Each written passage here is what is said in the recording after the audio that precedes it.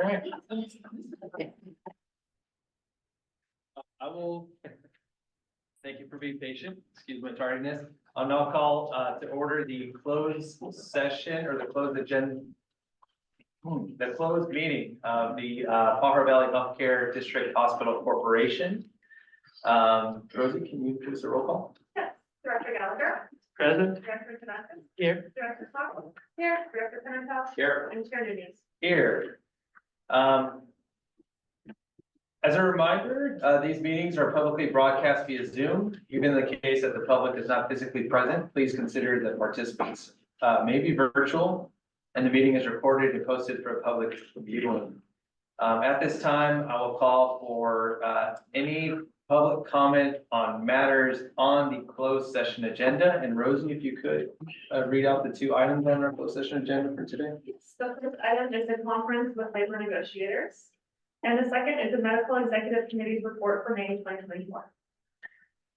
Are there any comments online from our attendees? I do not see any hands raised. Okay. Any comments from the public about the two items on our closed session agenda? If there are no comments, then we'll recess into closed session now. And we'll be back likely at no sooner than 5:25. Thank you so much.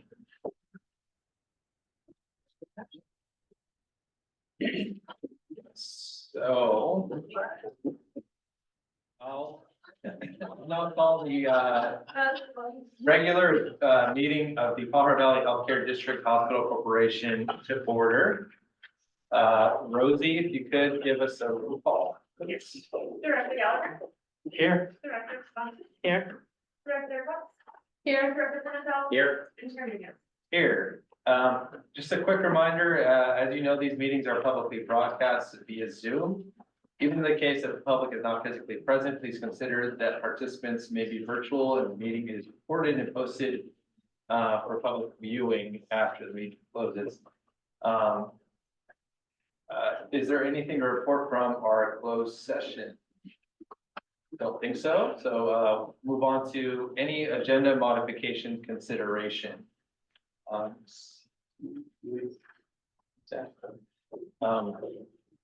So I'll just announce that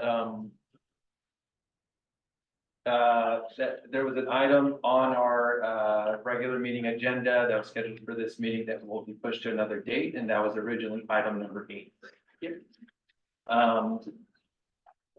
So now I'll move on to public comment on matters not on the agenda.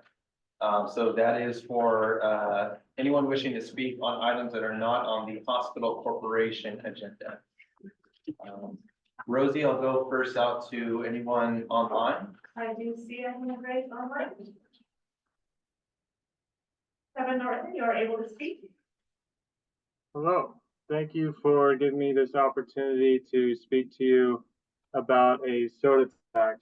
I believe that some of you were involved in the effort to pass a soda tax in Watsonville in the past. I'd like you to know that the roadblocks put up by the soda industry are now gone, and we can once again have a soda tax in Watsonville. The soda industry uses a 5-pronged approach to mislead us and make us think that their products are harmless.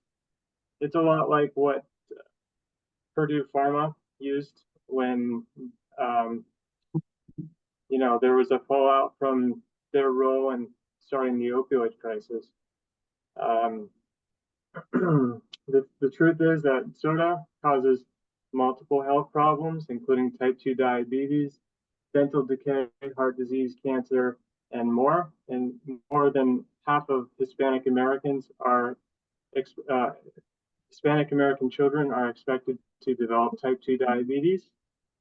So I humbly ask you to contact your Watsonville City Council members and ask them to pass a soda tax.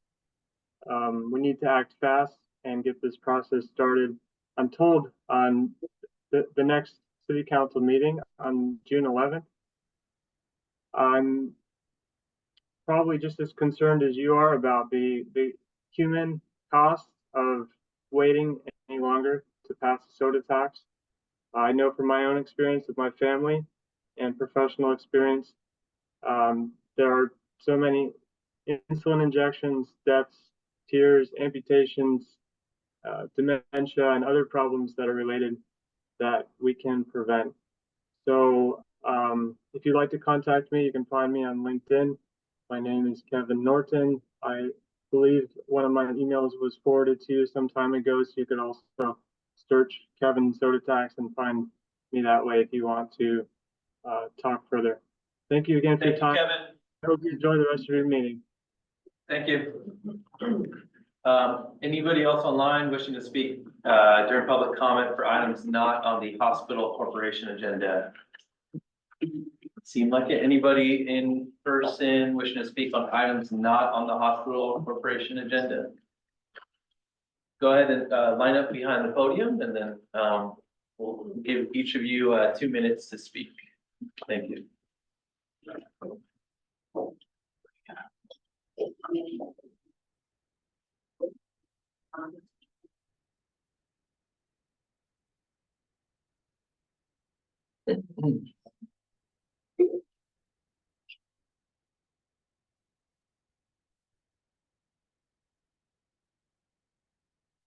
I hope you guys don't mind, but I prefer to read rather than just speak. So anyways, here it goes. My name is Holly Lowry, and I'm a clinical laboratory scientist in the lab. The clinical laboratory scientists have worked through the pandemic, directly handling and testing the COVID specimens during staffing shortages. And we have supported, rallied, and prayed for Measure N to pass for our hospital to make upgrades and purchase the building and land. We are currently bargaining our contract and would like to ensure a fair contract that allows us to not only work in the community, but to be able to live and raise our families in the community.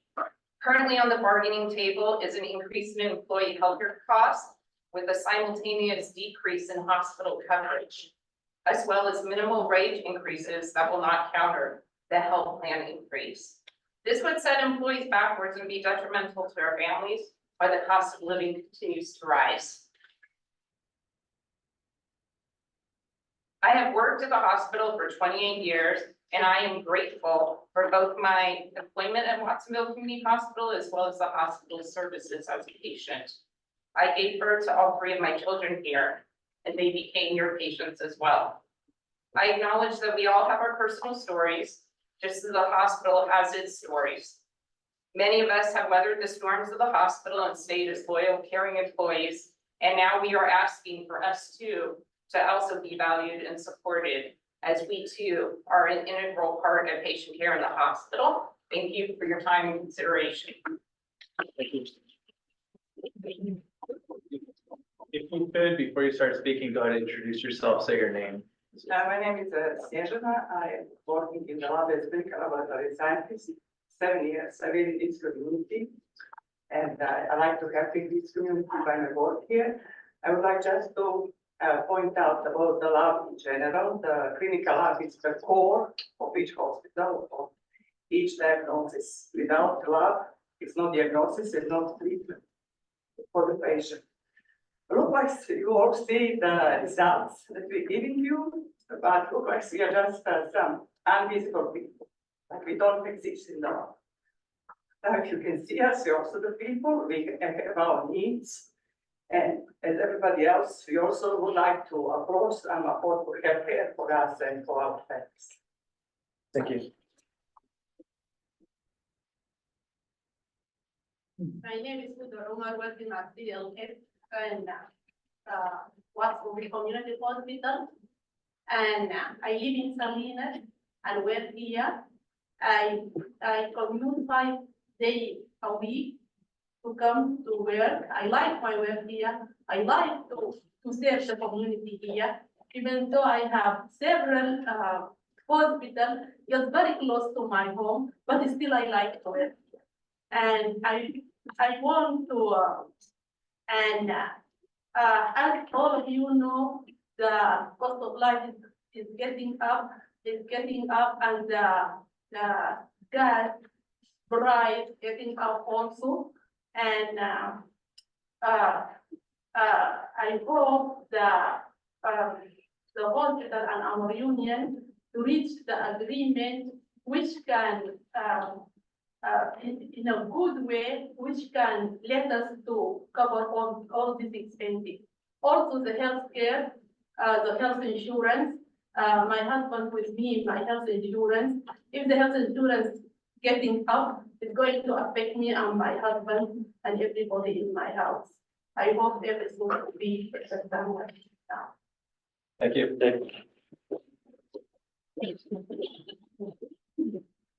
Good evening, everyone. I'm Brian Anthony Bukat. I'm working in microbiology.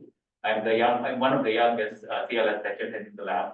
And I'm here today to share my concern about two things. One is the proposal of the medical healthcare benefits, which 20%.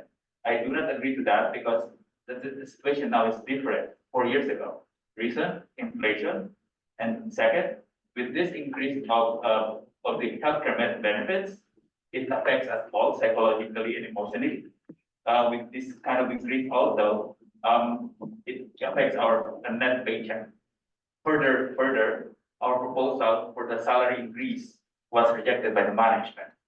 And second, our request for the salary increase, although it was rejected, I would like to share one of my contributions during the height of pandemic. This is very important for us working here in our beloved hospital because through thick and thin, we managed to stay in this great hospital. When we experienced bankruptcy, we tried and helped this hospital the best we can. We contributed beyond our job description. Every time we're out of reagents, we're the ones asking to other hospitals if we can borrow reagents just to maintain the operation. And also in my section in microbiology, during the height of bankruptcy in 2021, we didn't renew our service contract. And with that service contract, we saved $60,000. Every year, our service contract is $20,000 a year. And because of my love to this hospital, I educated myself with the maintenance of our equipment. I self-taught, and once we built it, sent me to the training. Thank you. Thank you. Hello, everybody. My name is Emily Johnson, and I'm also one of the CLSs at Watsonville Community Hospital. I worked there for 22 years, and after I started working there, the hospital was already for profit. So at the time, I stayed with the hospital because my healthcare insurance was zero. So with family, if we're full time, we don't pay anything at all, and we're covered hospital services, it's 100%. And we only pay $50 when we go to emergency. So that was a time we were for profit. So when Pahara took over, I was thinking, oh, it's gonna be better, right? Because it's non-profit, that's what I thought. But unfortunately, when we went to negotiations, they were actually offering us to increase our healthcare costs. It's gonna be about 30% more, plus the coverage for hospitalization, we're gonna have to pay 20%. So I hope you all can help us with the negotiation so we can at least do something about the contract negotiation. So, thank you, everybody. Thank you.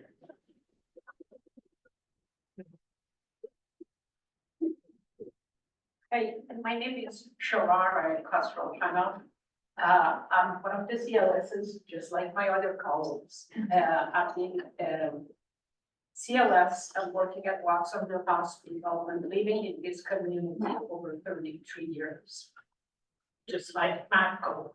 And we have been through a lot, and during the COVID financial issues, we did the best that we could to save this place. And now you're requesting to be valued, respected, and help, hopefully, to get a fair agreement on our contract, that we can continue our service to the community that we love and we are a part of. And that's all I can say. Thank you. Thank you.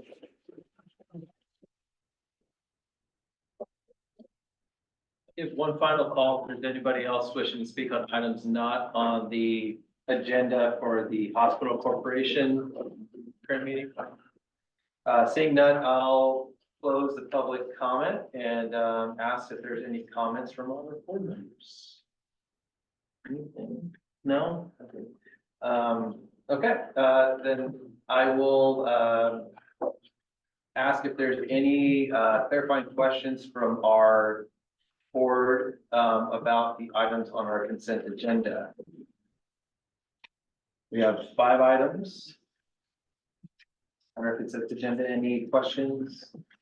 I just have one comment. Yeah, go ahead. I'm just gonna comment on items 4 and 5, the audit engagement and the investment policy were both reviewed by the finance committee and recommended by the finance committee. Yeah, Tony, I yeah, have please. on the policies, there are a couple little cleanup things. They should all, I'm fine with them passing, but I'd like to have some access to pointing those out Okay. after the vote or later. Okay. So if there's no other questions from the board, I'll open up to any public comments on the consent agenda. That's 5 items and I'll be happy to read them off. That's a minute approval from our April 24th, 2024 meeting. Policies and policy summary approval from the May 2024 meeting. An amendment to physician on-call agreement in our ICU. The 2023 Fall River Valley Healthcare District Hospital Corporation Consolidated Provider Relief Fund Audit Engagement. And the Fall River Valley Healthcare District Hospital Corporation Investment Policy. Any hands raised online, Rosie? No, not mine. Okay. Anyone wishing to speak on one of these 5 items? Oh, no. Okay, then I'll ask for a roll call. I'm sorry. I'll move approval of consent. Second, Sorry, who's the second? Marcel. Director Gallagher? yes, Director Devontas? yes, Director Cox? Yes. Director Pimento? Yes. Chairman Hughes? Yes. Okay, so with that, we'll move on to our discussion items, and our first item of the day is item number 6, the Fall River Valley Healthcare District Hospital Corporation Board Member Appointment. The recommended action is to welcome and introduce Marcela Cervantes to serve on the Hospital Corporation Board, complete the term, the 2024 term as of April 2024. Steve, you want to tee this up for us? You did a great job. To say welcome, Marcel, we're really glad to have you. You appointed her, the board appointed you to the district board, and I think this is a formality to get you on the hospital board as well. And so we're really happy to have you. Thank you so much for stepping up to serve during this this hard time for our board, as we had a loss on the board. And so thank you so much for being here. We're really excited to have your presence and expertise on the board. thank you. Thanks for having me. Any comments or questions before we go out for public comment? No? Okay, any public comment on item number 6, Rosie? I do see one hand raised online. Nancy, you are able to speak? Yes, I'd like to just congratulate Marcella. I think it's great, and I look forward to watching the board continue. So thank you. Anybody in the public in person who'd like to speak about this? No? Okay, then I'll bring it back for a motion. Got that right this time. Okay. I'll gladly move approval. I'll second. Okay, Director Gallagher? Yes. Director Devontas? Yeah. Director Cox? Yes. Director Pimento? Yes. Chairman Hughes? Yes. Thank you. Thank you. Thank you. Move on to item number 7. It's the Medical Executive Committee report for our May 2024. Any questions or comments on the MEC report that we received in closed session? No? Any public comment online, Rosie? No hands raised? Anyone from the public that wants to speak about this item? No? Seeing none, I'll close it and I'll entertain a motion on item number 7. I'll move to approve. Second, Director Gallagher? Yes. Director Durensis? yes. Director Cox? Yes. Director Pimentel? Yes. Chair Newman? Yes. Item passes unanimously. We'll move on to item number 9. This is the CEO report. All right, thank you. Thanks for the full setup for me. I'll get going. Do have some slides to show you where we've come and where we're at right now. Then I'll have a little bit of a verbal update at the end of this as well. So let me see. Give me one moment.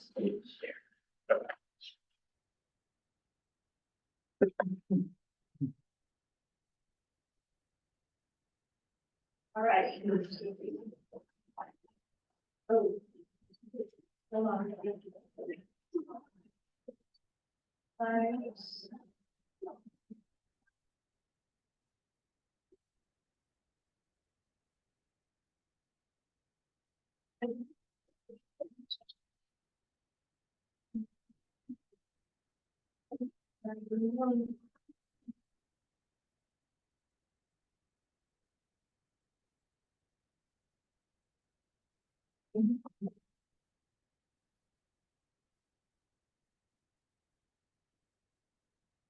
Okay. Now, Look at that. Thank you so much, Rose. Good job. I'd like to welcome 2 of our new leaders to the hospital. So we have introducing 3 seats to my right is Dr. Phyllis Stark. She is our new Chief Nursing Officer, started last week. She's in day 7, day 6, because yesterday was a holiday. Because Monday was a holiday. Day 6, day 7. So welcome, Phyllis. Really excited to have you. And Margaret Morgan is our interim Human Resources Director. She is here in our front row. So it's really excited to have both of them joining our senior leadership team. Just want to do this once in a while and remind us of our mission, our vision, and our values, to have this at the front and the forefront of everything that we do, the decisions that we make. We're putting people first, we're striving for excellence, we're earning trust, and we're treating each other like family.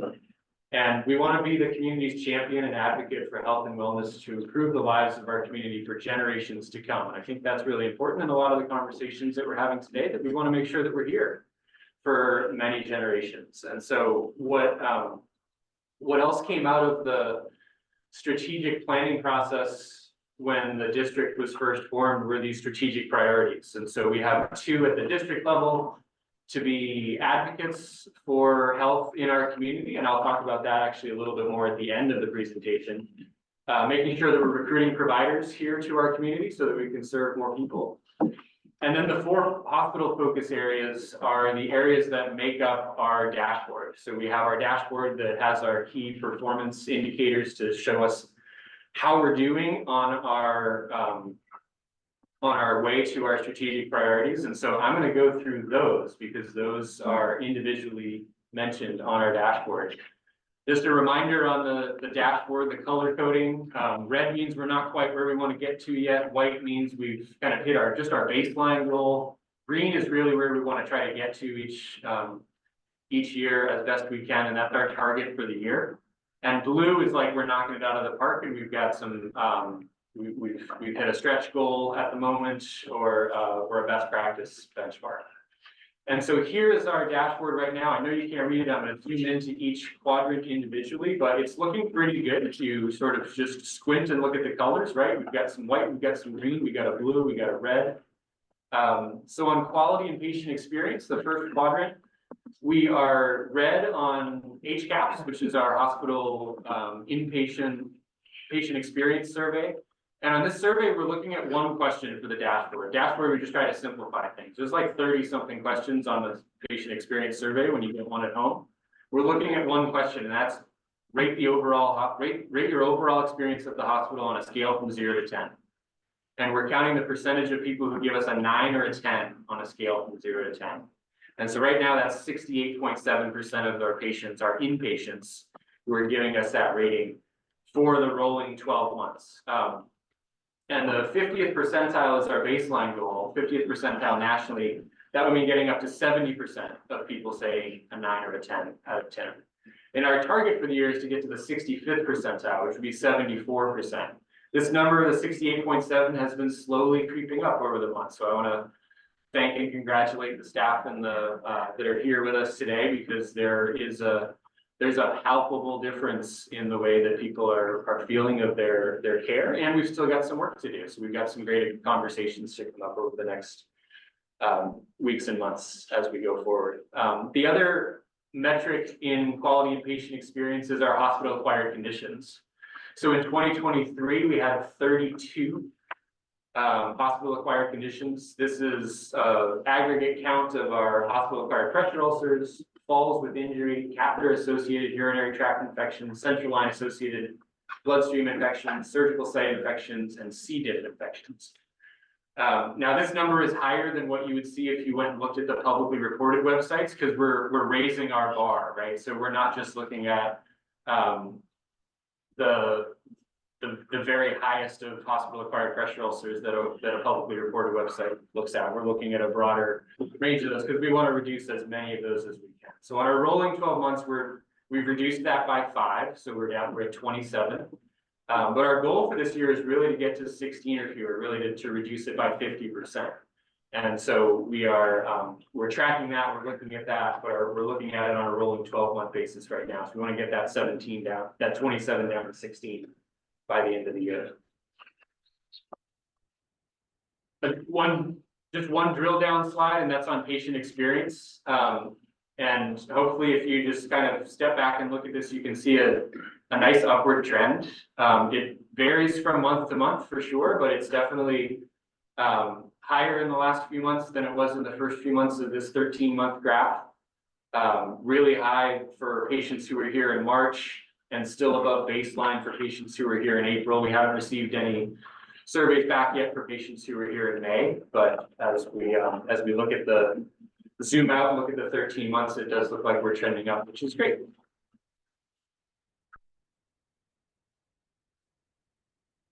Moving over to the clinical services and access quadrant, we're green on both of these, which is great, right? That's our goal. We're at our goal for the year. And so for patients served, initially we were just looking at ambulatory surgery, special procedures, and outpatient radiology. And then I got an email from a frontline staff member saying, what about wound care? Why aren't we counting that? I was like, well, we just sort of looked at each other and said, well, that's a really good question. Why aren't we counting that? Let's put that up there too. And then in that same conversation, we decided to add outpatient rehab services too. So these are really all outpatient services that people are for the most part, they're picking us, right? They're choosing whether to come here, whether to go somewhere else. Once we start adding the cardiac cath lab, that'll be a mixture of people who have chosen us and people who have sort of come through the emergency department to have a procedure here. But it's really great to see that we've got a great, more than a 5% increase over last year's number. Patients are choosing to come here, which is wonderful. And then the other piece in clinical services and access is the patients who are transferred from here to another facility, specifically patients who are transferred out of our emergency department to another facility. So this is a metric that we know will never get to 0, because we're never, as a community hospital, we'll never be able to provide every single service, every single tertiary, quaternary service to our community. Some patients will always have to be transferred out at some point for a higher level of care. But we know from looking at last year's data, 2.5% of patients getting transferred out of the emergency department. We know that there are some of those patients that we could have kept here. If our radiology equipment was up and running 24/7, every 365, right? If we had broader specialty coverage for call in the emergency department for specialists and surgeons, those sorts of things. So we have been able to reduce this little over 8%, so from 2.5% to 2.2% so far for the first 4 months this year, which is great, right? We're able to take care of, again, taking care of more of our people in their community where they live, being able to take care of them here. In the talent and culture quadrant, we have a couple of key metrics. The first is staff retention. So we're at Gesundheit. That's okay. 76% staff retention for the rolling 12 months, which is exactly where we were at for 2023. So we're just kind of steady right now on that metric. We're actually looking at this, and this month, this number might change a little bit in the May dashboard because we've been counting retirements, which some benchmarks don't actually count because those are like planned and good, and like people have made it to retirement, and that's sort of a good thing. So we might back some of those out, so the number might change a little bit, and we'll sort of see what that looks like. But something that we're definitely working on, and increasing the number of people that we're trying to do exit interviews on. So for people who are leaving, we're trying to find out more about why. And then the annual engagement assessment. So on the May dashboard, I'll start to put some of those data on here, and at next month's board meeting, we'll report out to the board the detailed results on the SCORE survey, which is our engagement and culture of safety survey. So we have survey results for both staff and for physicians who work here and who filled out that survey. And so we'll get into a lot more detail next month, and staff will start hearing that in their departments over the course of the next 4 to 6 weeks as well. For financial sustainability, I know Julie's going to have a presentation on this, so I won't get into a lot of details, but at this point we are positive on the net operating income for the consolidated hospital and district for the first 4 months, which trying to get some data going back. I don't know how long it's been since we've had a 4-month stretch that's been positive, but it's really nice to see that, and we're really hopeful that that will be a continuing trend. We had budgeted a slight loss through the first 4 months, but we've got a slight, it's about a 1% operating income when you look at it on a percentage basis, about $500,000. And so that's the overall dashboard. So zooming back out, you can see the whole thing. 2 other things I want to talk about. The first is really a fun thing. So I had this slide up last month to introduce the Blue Star Awards, where we have a new recognition program for staff that is inclusive of everybody. It's nurses, it's technicians, it's housekeepers, it's everybody's included. We're giving out 2 of these each quarter, one in the patient and family advocate category and one in the team player category. And we were able to kick it off during hospital week, and it was really wonderful. And Benny from environmental services and Bobby from respiratory therapy got the first Blue Star Awards as nominated by their peers. They were 2 of more than 30 people who got nominations, which was really cool and really exciting to see the engagement in this new award and new recognition program. We really just want to continue to recognize the good work that's being done by our people, because there's a lot of it, and it was wonderful to be able to speak to that. The last thing I want to talk about is an advocacy kind of piece, and this, I don't have any slides on this, so I'm just going to read a couple paragraphs that I wrote so that I can give the board a sense of sort of where we are from a state budget standpoint in healthcare. So in May of 2023, Governor Newsom approved the Distressed Hospital Loan Program. We were one of the hospitals that received that, providing loans to hospitals like ours that care for underserved populations, primarily of Medicare and Medi-Cal recipients. It was an explicit acknowledgement of the systematic underfunding of safety net hospitals in California. And there was one proposed solution to the systematic underfunding of safety net hospitals in California, which was the Managed Care Organization, or MCO tax. Unfortunately, it's threatened by the revised budget that the governor put out in May. So rather than using 6.7 billion of the MCO tax dollars to continue Medi-Cal provider rate increases, which would be for doctors and also hospitals that care for Medi-Cal patients, that was what was originally planned. The May revise basically says that 6.7 million just comes into the general fund to fill the budget gaps. So it would not go specifically to those providers. So it would just exacerbate the inequities in our state's healthcare system, taking more money away from those who need it the most. In Santa Cruz County, the Alliance already pays us at or near Medicare rates for most services. So the potential change to the MCO tax sort of being swept back into the general fund wouldn't have a significant impact specifically on Watsonville Community Hospital's Medi-Cal revenues, no matter how it ends up in the budget. But I still feel like it's a really important issue for us to keep an eye on as it impacts safety net hospitals and safety net providers throughout the state. So I wanted to bring that to the board's attention, so we're aware of it. But it also continues to point to the elephant in the room, that's Medicare reimbursement. So while getting Medi-Cal payments up to Medicare rates sounds good, we need to acknowledge that hospitals in Northern California have a negative 40% margin on Medicare patients. So we take care of a Medicare patient, it costs us $1, we get paid 60 cents by Medicare and now by Medi-Cal, because they're in Santa Cruz County, they're pretty much at Medicare rates. So negative 40% margin for those patients. For physicians, it's even worse. And doctors are starting to refuse new Medicare patients as a result. And some of us have, so I've talked with some of the board members about that. And doctors have been doing that with Medi-Cal patients for a long time already. And they're starting to do that with new Medicare patients as well. Hospitals, we can't do that, right? We take everybody who comes into our doors and we take care of everybody.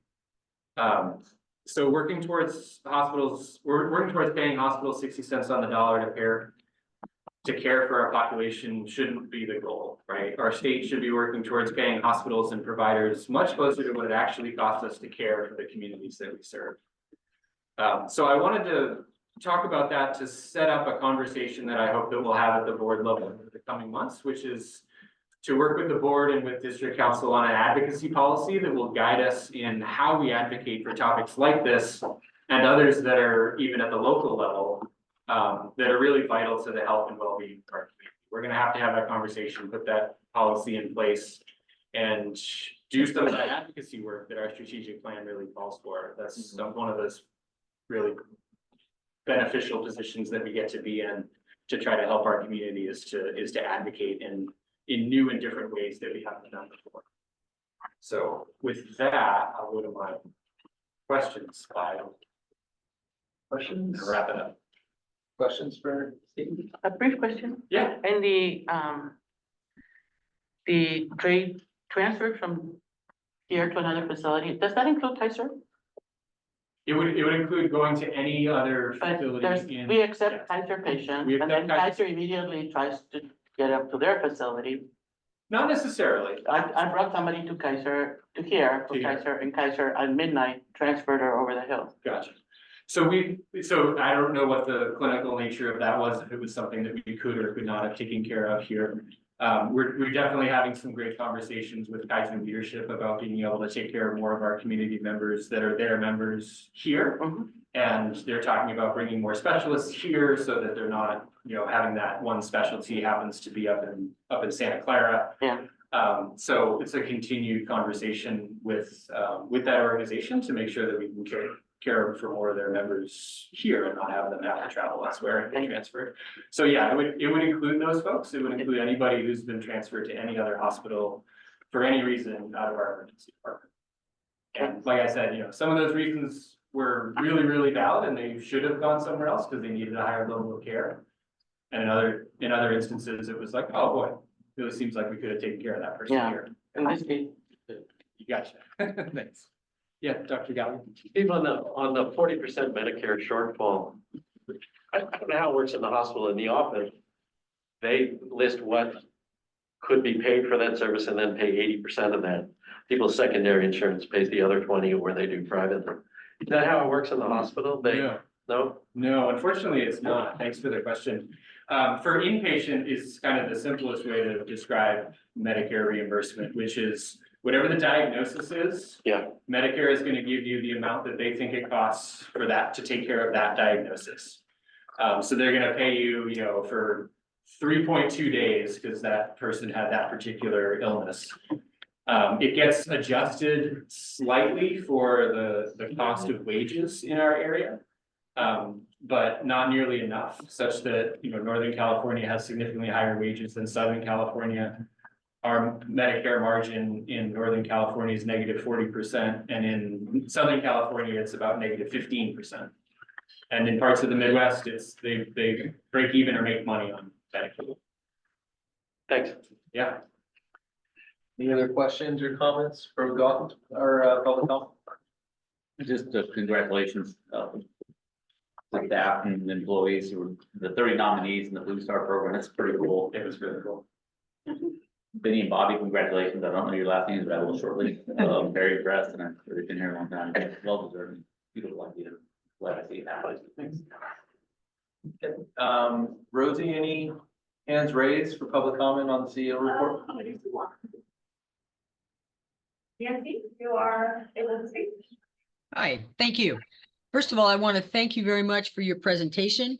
I'm curious to hear more about your advocacy program because I'm looking at our community. There are a lot of seniors here. And if you're talking at a Medicare rate, not Medi-Cal, Medicare rate of 40%, we just passed Measure N. What are the next steps? How are we gonna manage this? Just food for thought. Great, thanks Nancy, more to come for sure. Any other hands raised online, Rosie? No. Anybody wishing to speak on the CEO report? Seeing none, receive and file the report, move on to item number 10. That's a CFO report. Whenever you're ready to go.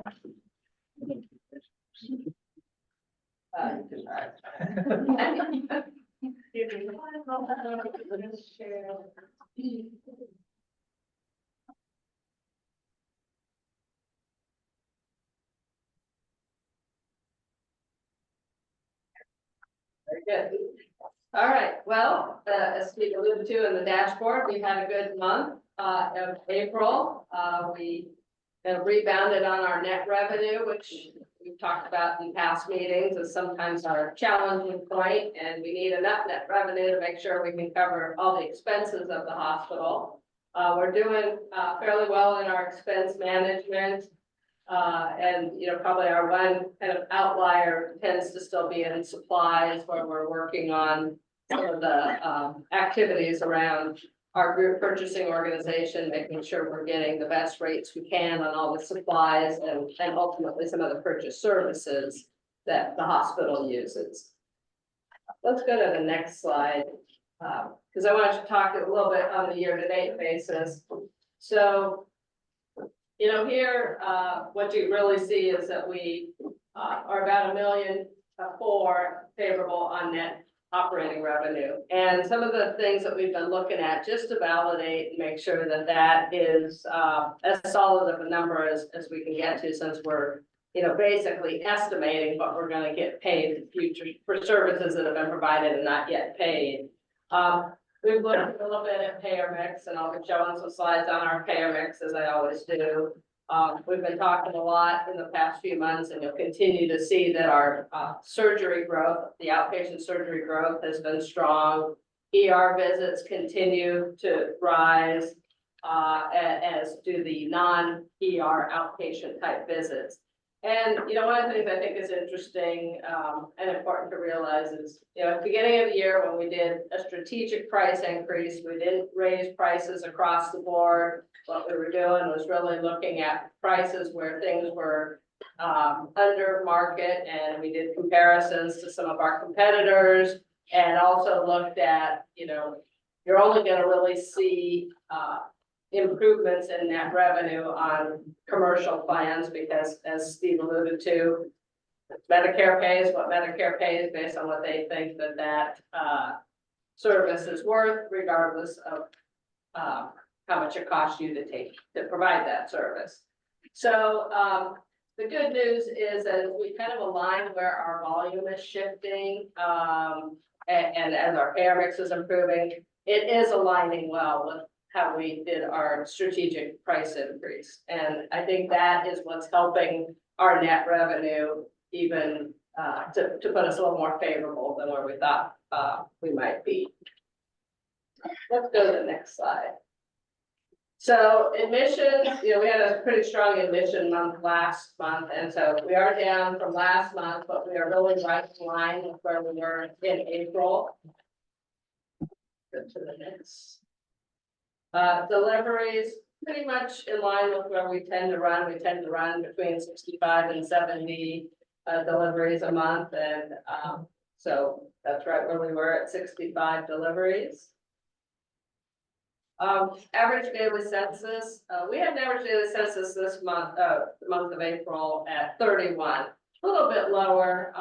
It's been trending down because we always kind of continue to have very strong work on length of stay with case management, as well as the work that we've done to appropriately put patients in observation status versus inpatient status, if that's what they really require.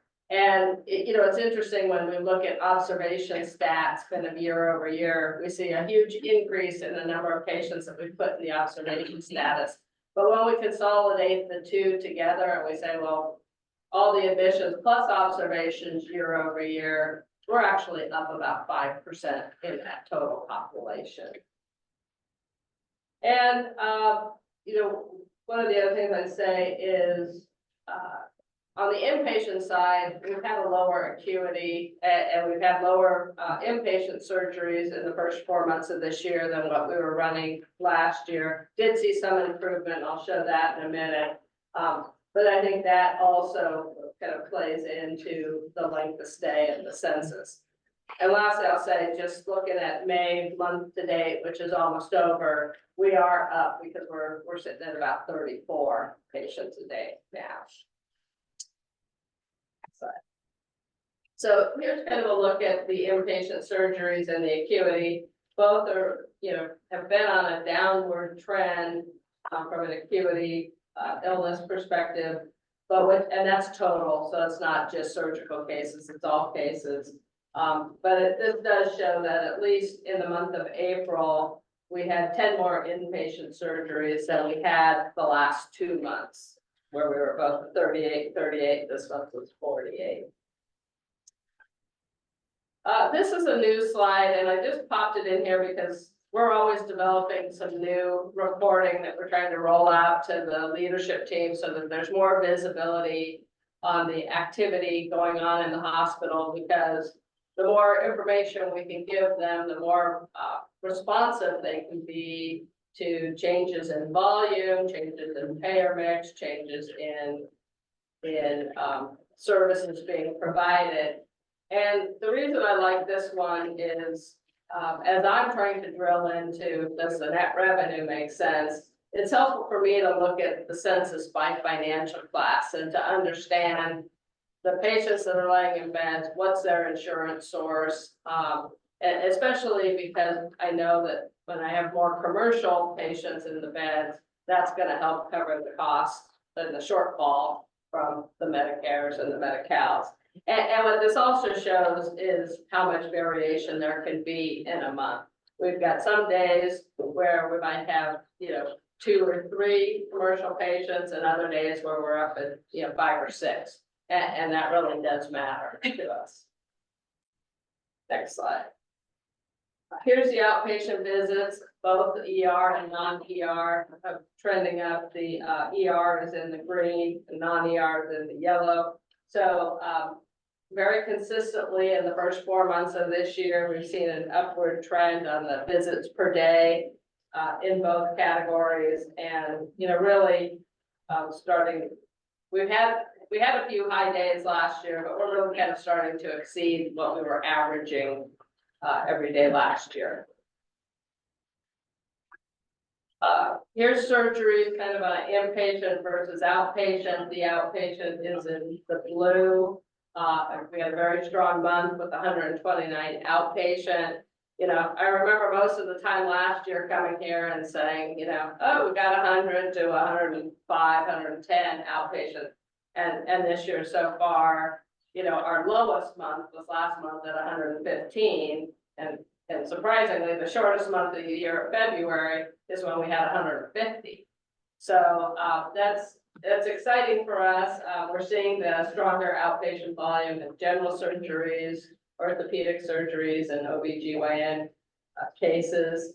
And I was happy to see some inpatient volume growth. And this month we saw it primarily in the same 3 categories. The one last thing to point out is the red line that's going up. That's our robot assisted cases. And so it's nice that we're continuing that upward trend on our robot. Okay, next slide. So here's inpatient payer mix, and I always like to remind you that the top blue section, that's the commercial section that we're always, kind of monitoring. And so we were at 16% for the month of April, which is good.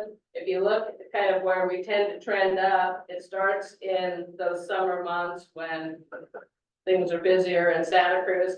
I was coming into Santa Cruz on Monday evening as people were leaving, and I was glad I was coming in. So the line on 17 was pretty long. So you do get the benefit of having, so many fun things to do down here that bring people in. You never want somebody to be hurt when they're out playing, but we're here for them if that does happen. And then on the outpatient side, similar, we had a 1% increase on our commercial mix. The yellow right below that is our managed Medi-Cal, our alliance, and that continues to be strong at 47%. So the payer mix, fairly consistent, fairly good at following the seasonality that we're used to. And with that, I'll take any questions. Any questions for Julie before we go off for public comment on the CFO report? Just two comments. One, I appreciate Julie, you and your team. Every month, finance committee, you're adding some new content to us and making the meeting more interesting. So I appreciate all your work. It's been incredible to see the quality of the work match the turnaround plan of the hospital. So thank you for you and your entire team. So just want to acknowledge, you started with talking about the good news, and in the last couple of months, we've had good news with net operating results. But I reminded our board, because it's my day job to do this stuff. Like, there are things that are in our budget that should be there that are not, right? We're not investing in our facilities the way we should. We're not investing in maintenance. We're not investing in small equipment. Measuring, amazing. Measuring can't touch those things. It can help us do the big projects, the renovation projects, how we stabilize the buildings and the land, but small fixed assets, the small equipment throughout the hospital, the maintenance and deferred maintenance for decades, we need to build that budget number up. Because it's really not there. So that was something that was disappointing this year, that we adopted a budget that didn't really have much of that there. So I just want to call that out, and I know we're doing our best. Yeah, no, I appreciate that because it's a really good, observation, and we are just kind of kicking off our 2025 planning, and so we will start starting next month to be bringing some budget snippets kind of as we build it. And really the challenge here, and this is a challenge that we live with every day, is there's having a budget and exceeding the budget, and then there's cash. Yeah. And, the cash flow can be very volatile depending on if we've just recently got a clock payment, or if this week's collections are good, or if it's a payroll week, or if there was a lot of premium pay in the last payroll cycle. So a lot of times, we are in a kind of just in the moment decision-making pattern around what we can invest in, what we can, we have to repair things to make sure we can provide services. We have to bring supplies in to make sure we can meet the needs of our patients. And, sometimes that does mean kicking something else down the road a bit. Any other questions or comments for public comment? No? Okay, Rosie, any hands raised online? Then I'll ask, if there's anyone in person like to speak about the CFO report. Seeing none, thank you. And we'll move on to item number 11, and that is the Watsonville Community Hospital quality report for May 2024. Tracy, whenever your presentation's ready. Great, thank you guys for having me. Just a little snippet of what's going on here in the organization for this quarter. Next slide, please.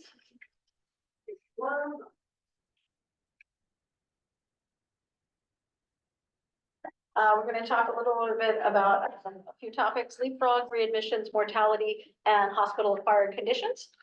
Next slide.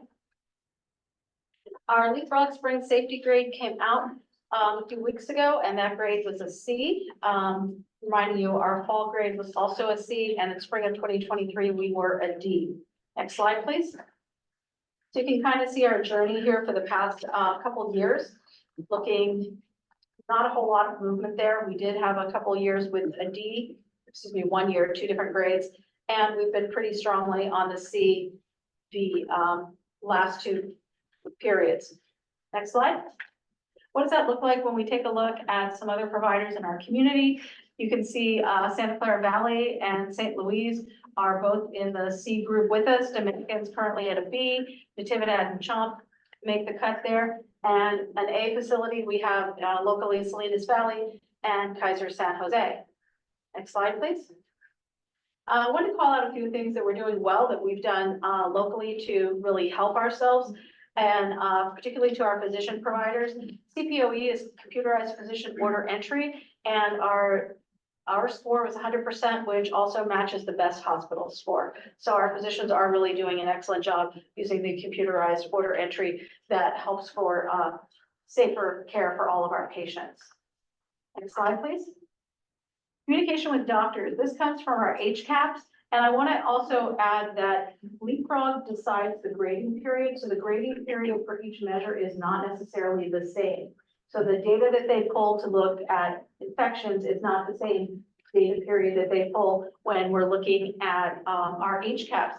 So reflected here is April of 22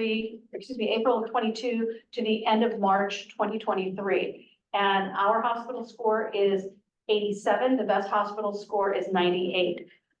Echoing what Steve said, we are moving in the right direction, but it takes us a while for Leapfrog to catch up, and those are incremental moves. So it will take a bit to see these HCAHPS measures turn around for us. Next slide, please. Communication with nurses also showing in the red, and these little let's see, gaslights, if you will, the green, yellow, red. This is what the average consumer can log on to and look at and see. So they can look for any number of topics that are covered in the safety grade and see us by those little measured dials. And I'll give the resources at the end if any of you are curious. Our nurses communication is currently scoring at 88 and Best Hospital scoring at 96.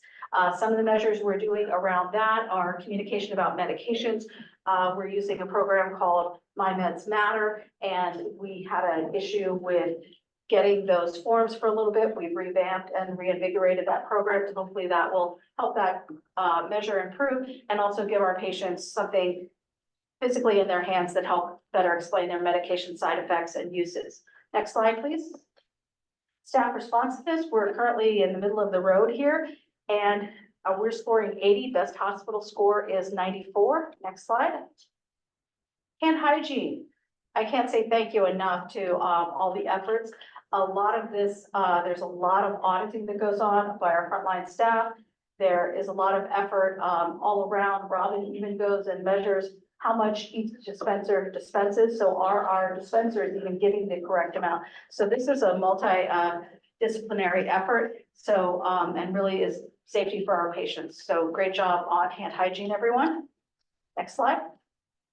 So what are we going to do to move that bar though? A C is kind of okay, but we're not really happy being okay, middle of the road. We really want to get up there to the B and the A.